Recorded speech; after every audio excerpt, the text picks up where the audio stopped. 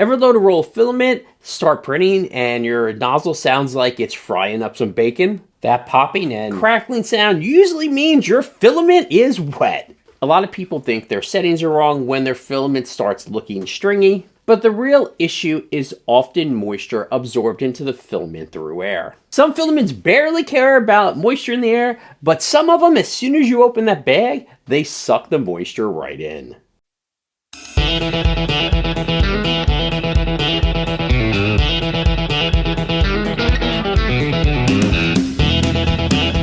Today we're looking at the most common filaments and which are the most sensitive to moisture, and a few other ways to keep them dry. I'm Brian DeLuca and this is Make or Build It, where we turn curiosity into projects. You'll often hear the word hygroscopic when people talk about filament. All that means is it's absorbing moisture from the air around it. When filament absorbs too much moisture from the air, it starts making a popping sound, you get stringing, weak layers, and rough looking prints. So knowing what filaments are more hygroscopic can save you some troubleshooting. Let's start with the most common 3D printing filament, PLA.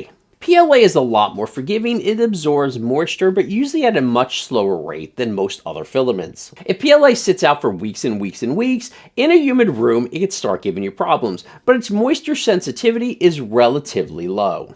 ASA and ABS behave very similarly when it comes to moisture. They can absorb moisture over time, but they're generally less sensitive to it than other filaments. Their moisture sensitivity is also low to mild moderate. PETG is where moisture issues start showing up a little more often. PETG starts to get a little extra stringy, which can be really frustrating because PETG already has the reputation of being a stringy material to work with. Its moisture sensitivity is moderate. Flexible materials like TPU absorb moisture pretty quickly. When TPU is wet, prints get inconsistent, rough, and you see even more stringing.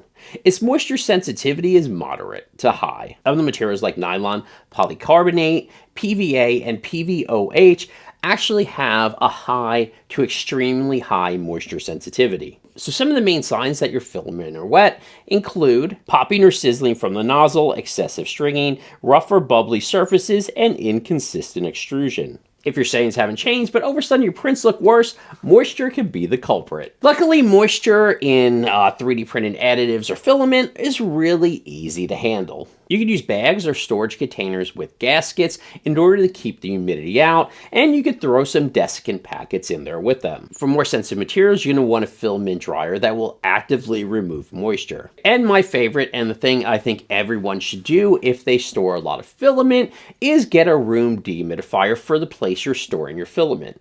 Now make sure you get a dehumidifier that fits the room size that your filament is in, because a really big dehumidifier may make the room too hot, and a small one may not remove enough of the humidity. So here's the big takeaway. PLA, ABS, and ASA are the most forgiving when it comes to humidity, where PETG and TPU are a little less forgiving. But things like nylon and polycarbonate benefit from proper dry storage, because sometimes improving your prints isn't about changing the settings or getting a new printer, it's about keeping your filament dry.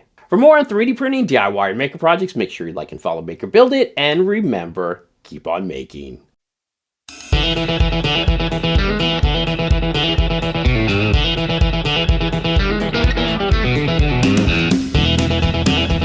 Oh, and remember, a great print starts long before your nozzle heats up. It starts with dry filament.